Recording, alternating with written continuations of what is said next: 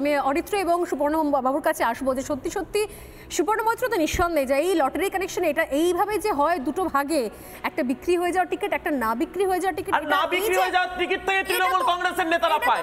অনুব্রত মণ্ডল যে কটা পেয়েছে আমি চ্যালেঞ্জ করছি ডিআর লটারি দেখা কই টিকিটগুলো তারা বিক্রি করেছে। এই যে আপনি দেখাচ্ছেন এই নাম্বারটা দেখান বিক্রি হয়েছে, যে নাম্বারে অনুব্রত মণ্ডল ডিআর লটারি থেকে 1 কোটি টাকা কামিয়েছে সেটা শুধু অনুব্রত নয়, নলহাটির বিধায়কের ভাই পাচ্ছে। আমি আসছি এর সঙ্গে সঙ্গে আর কারা কারা আসছেন। আমি কয়েকটা নাম যেগুলো এই মুহূর্তে পরপর মনে পড়ছে, নলহাটির বিধায়কের কথাও বললেন, তার ভাই।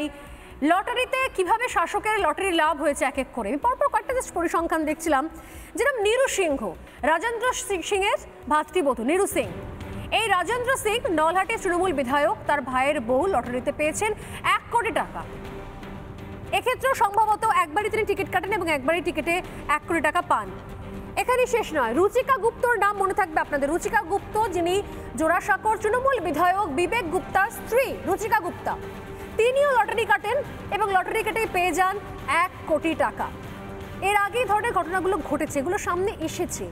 কেন বারবার ধরে এই জায়গাগুলো আসবে? খুব কি অমূলক, খুব কি বিভ্রান্তমূলক, মানে কেন মানুষ কানেকশন টানবে না, কেন মানুষ প্রশ্ন করবে না, কি মনে হয় অরিত্র? দেখুন 2011 সালে মমতা বন্দ্যোপাধ্যায় প্রথম ক্ষমতায় আসবার পরেই পশ্চিমবঙ্গের এই লটারির যে ল রয়েছে সেই লতে একটি অ্যামেন্ডমেন্ট করা হয় এবং সেই অ্যামেন্ডমেন্ট করে সেই সময় তিনি বলেছিলেন যে অনলাইনে টিকিট সেলিং বা এই ধরনের যে সমস্যাগুলো দেখা দিয়েছে তিনি নাকি মানুষের জন্যে যাতে মানুষ বিপদে না পড়েন এবং গরিব মানুষের টাকা যাতে সুরক্ষিত থাকে সেই জন্য তিনি নাকি সরকারি ইন্টারভেনশন দাবি করছেন এবং সেই লটা অ্যামেন্ড করে যে রুলটা তৈরি করা হয়েছিল West Bengal lotteries regulation on payment of charge for draws rules 2011 সরকারি গেজেটে পেয়ে যাবেন। সেখানে বলা হয়েছিল যে সরকারকে প্রত্যেক লটারি যারা ডিস্ট্রিবিউটার আছেন 1 লক্ষ টাকা প্রতি ড্রয়ের এগেনস্টে সরকারকে পেমেন্ট করতে হবে এবং 5 লক্ষ টাকা বাম্পার ড্রয় প্রতি বাম্পার ড্রয়ের হিসেবে পেমেন্ট করতে হবে। এবং দেখুন এখানে প্রশ্নটা হচ্ছে যে আমাদের এখানে কতগুলো কনফ্লিক্টিং ব্যাপার রয়েছে। প্রথম কথা হচ্ছে বেটিং এবং গ্যাম্বলিং এই জিনিসটা কিন্তু স্টেট লিস্টের পার্ট, ফলে স্টেট কিন্তু এখানে ইন্ডিপেন্ডেন্ট ল তৈরি করতে পারবে এবং ভারতবর্ষের যে 13টা স্টেটের মধ্যে লটারি লিগাল তার মধ্যে কিন্তু পশ্চিমবঙ্গ একটি স্টেট এবং ইউনিয়ন লিস্টের আওতায় লটারি সংক্রান্ত লসগুলো থাকলেও স্টেট কিন্তু স্টেট স্পন্সার্ড লটারিগুলোর ক্ষেত্রে নিজেদের মতো করে ল এবং রুলস ফ্রেম করতে পারে। এই নিয়ে পরিষ্কার সুপ্রিম কোর্টের প্রিভিয়াস জাজমেন্টে রয়েছে এবং ব্যাপারটা স্পষ্ট। ফলে এরকমটা ভেবে নেওয়ার কোনো কারণ নেই যে ইউনিয়ন গভর্নমেন্ট কিছু করুক না করুক স্টেটের কোনো ক্ষমতাই নেই লটারিকে কন্ট্রোল করবার, এই কথাটা সম্পূর্ণ ভুল। স্টেটের সেই ক্ষমতা রয়েছে। এবং দ্বিতীয় কথা যে দেখুন কথা আসছে যে প্রমাণ ছাড়া কেন এইভাবে বলছেন। দেখুন কোনো কিছুরই প্রমাণিত ছাড়া যেরকম বলা যায় না, কিন্তু প্রশ্ন থাকে এরকম অনেক ক্ষেত্রেই। আমরা এরকম যাকে নিয়ে আজকের এই আলোচনা তার ব্যবসার কি সার্ভিস সেই কোম্পানি দেয় আমরা জানি না, কিন্তু বিশাল অন্টোরাজ আমরা দেখতে পাই। তিনি ইলেকশন এফিডেভিটে জমা দেন, তার নাকি টাকাই নেই, বাড়ি নেই, নিজের নামে কিছু নেই, অত্যন্ত গরিব একজন রাজনৈতিক নেতা, অথচ বিরাট অন্টোরাজ, কোটি কোটি টাকার বাড়িতে তিনি থাকেন, গাড়িতে চড়েন, কথায় কথায় বিভিন্ন পলিটিক্যাল ক্যাম্পেইনে তিনি প্রাইভেট হেলিকপ্টার নিয়ে যাতায়াত করেন। এবং তিনি ট্রিটমেন্ট করাতে এবং চোখের অপারেশন করাতে তার পিসি তবু সরকারি হাসপাতালে আসেন এসএসকেএমে, কিন্তু তিনি এই রাজ্য তো দূরস্থান, এই দেশ দূরস্থান, তিনি বিদেশের ট্রিটমেন্টের উপরই ভরসা রাখেন। ব্যক্তিগত বিষয় আলোচনা করা আমার চোখের ব্যাপার, আমি কোথায় না নিঃসন্দেহে ব্যক্তিগত বিষয়। সৌরভদা আপনি কি ট্রিটমেন্টের জন্য বিদেশে যেতে পারেন? না এটা তো উনি তো ডিক্লারেশন দিয়েছেন, ওনার নিজস্ব প্রপার্টি নেই, বাড়ি নেই, গাড়ি নেই, উনি তো ডিক্লারেশন দিয়েছেন। সৌরভদা উনি ডিক্লারেশন দিয়েছেন, উনি ক্যান্ডিডেট, উনি জয়ী সাংসদ, উনি ডিক্লারেশন দিয়েছেন। আপনি গিয়ে চেক করুন উনি কি বলেছেন ওনার প্রপার্টি সম্পর্কে, আপনি দেখুন না। বিষয়টা তো ওটা নিয়ে হচ্ছে না, বিষয় ডিএল লটারি নিয়ে হচ্ছে, ওটা নিয়ে না প্রসঙ্গে যেটা বলছেন হলফনামা নিয়ে কোনো কথা হচ্ছে না। প্রসঙ্গত হচ্ছে যে না হলফনামা নিয়ে কথা হচ্ছে না, ঠিক কথাই, কিন্তু ঘটনা হচ্ছে যে যে লিঙ্কের কথা বলা হচ্ছে, এই ধরনের জিনিসপত্রগুলো ইলেকশন ফান্ডে যে স্পন্সরগুলো আসে, আপনাকে মাথায় রাখতে হবে এটা কিন্তু ওই ব্যাংক থেকে লোনের মতো নয় যে সকালবেলা সকলকে ঘোষণা করে স্পন্সর দেওয়া হচ্ছে। ফলে প্রত্যেকটা ভোটের পেছনে যে মেশিনারিজগুলো কাজ করে, কে কোন দলকে ভোট ফান্ডিং করছে, সেটা ইলেকটোরাল বন্ড আসার আগেও কিন্তু এরকম একাধিক দুর্নীতি ছিল। তার কারণ আমি ব্যক্তিগতভাবে কোথায় টাকা দিচ্ছি, এবং একটা জিনিস মাথায় রাখবেন, অধিকাংশ ক্ষেত্রে এই ট্রানজাকশনগুলো কিন্তু ক্যাশ ট্রানজাকশন হয়। এই ক্যাশ ট্রানজাকশন হওয়ার ফলে সমস্ত কিছু কিন্তু নথি থাকে না, এবং যে কোম্পানি নিয়ে এত আলোচনা, তারা পশ্চিমবঙ্গ ছাড়া অন্যান্য রাজ্যে ছড়িয়ে ছিটিয়ে থাকলেও অন্যান্য রাজ্যে তাদের ব্যবসার যে বিস্তার, তাদের যে পরিধি এবং স্টেটের ট্যাক্সে তাদের যে কন্ট্রিবিউশন ভার্সেস পশ্চিমবঙ্গে অল্প সময়ের মধ্যে তাদের যে বিস্তার। আপনি অনুব্রত মণ্ডলকে নিয়ে কথা বলছেন, আপনার নিশ্চয়ই মনে থাকবে যে অনুব্রত মণ্ডলের ছবি দিয়ে নাকি একবার ভুল জয় বিজেতা এরকম প্রকাশ পেয়ে গেছিল, পরে সেটা নিয়ে অনেক চর্চা হয়েছিল। এখনো পর্যন্ত টাকা গোনা চলছে, আমাদের 5 রিপোর্টার সেখানে উপস্থিত রয়েছেন, প্রত্যেক মুহূর্তের আপডেট দিচ্ছি।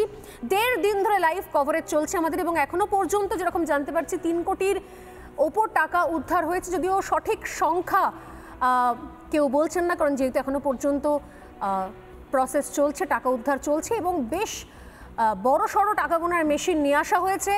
মনে করা হচ্ছে 10 কোটি থেকে 30 কোটির মতো ক্যাশ উদ্ধার হলেও হতে পারে। 3 কোটির সন্ধান একটা সূত্র মোতাবেক আমাদের রিপোর্টার আমাদের জানিয়েছেন যে সেটা ইতিমধ্যে রিকভারি হয়েছে, আরও বাকি অংশটা গোনা চলছে।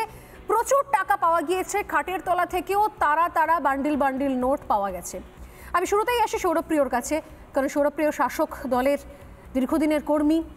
সৌরভপ্রিয়, এত বড় স্ক্যাম, যদিও ডিয়ার লটারি যে শুধুমাত্র পশ্চিমবঙ্গে ব্যবসা করছে এমন না, অন্যান্য স্টেটও ব্যবসা করছে, কিন্তু পশ্চিমবঙ্গের ক্ষেত্রে এর আগেও আমি যখন অনুব্রত মণ্ডলের কথা কিছুক্ষণ আগে বলছিলাম, সেই সময় তো একটা শাসক যোগ পাওয়া গিয়েছিল। এখনও শুভেন্দু অধিকারী সরাসরি অভিযোগ করছেন, শাসকের যোগ না থাকলে, শাসকের ইনভলভমেন্ট না থাকলে এই ডিয়ার লটারি এতগুলো দিন ধরে ভাবে ব্যবসা করছেন কি করে? সাধারণ মানুষ যাদের আবেগ নিয়ে যারা একটা লটারির টিকিট কাটেন, এইভাবে তারা প্রতারিত হচ্ছেন। লটারিতেও প্রতারণা, শিক্ষা, স্বাস্থ্য, রাস্তা, আবাস, কয়লা, গরু তো বাদই দিলাম। লটারির ব্যাপারটা তো আর রাজ্য সরকারের কোনো মন্ত্রী থাকে না কোনো ডিপার্টমেন্টে যে লটারি দুর্নীতি হচ্ছে মানে এটা রাজ্য সরকারকে দোষারোপ করতে হবে।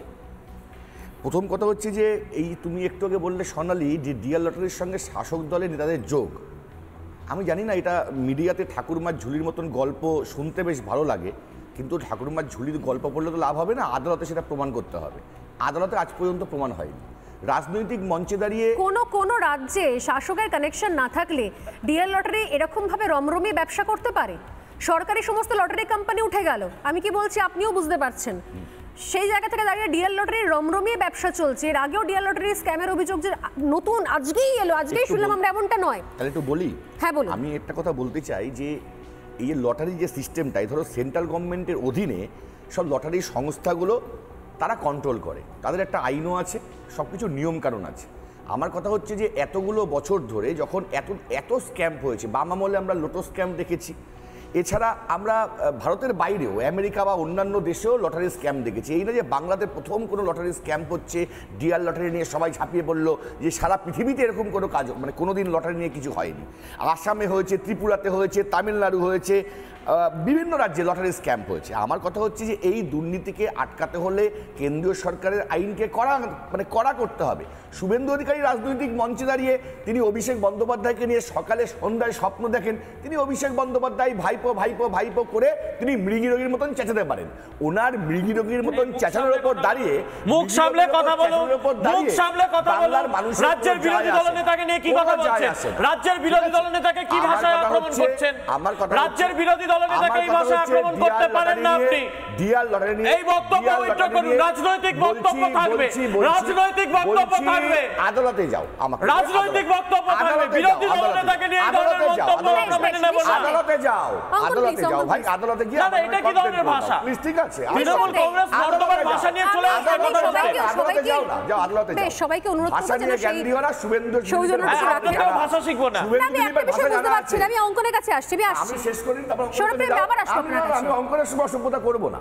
আমি বলে দিই, আমি একটা পরিষ্কার কথা বলবো, সেন্ট্রাল গভর্নমেন্ট করা আইন আনুক, এবং যারা দোষী আছে, যদি শাসক দলের নেতাও এর সঙ্গে যুক্ত থাকে, ওই আইনের মাধ্যমে তারও শাস্তি হোক, তাতে আমাদের কোনো আপত্তি নেই। নানা ধরনের কন্টেন্ট দেখার জন্য লাইক করুন, শেয়ার করুন আমাদের ফেসবুক পেজ, সাবস্ক্রাইব করুন আমাদের ইউটিউব চ্যানেল। পাশাপাশি অন্যান্য ব্রেকিং নিউজের জন্য অবশ্যই চোখ রাখুন রিপাবলিক বাংলায়।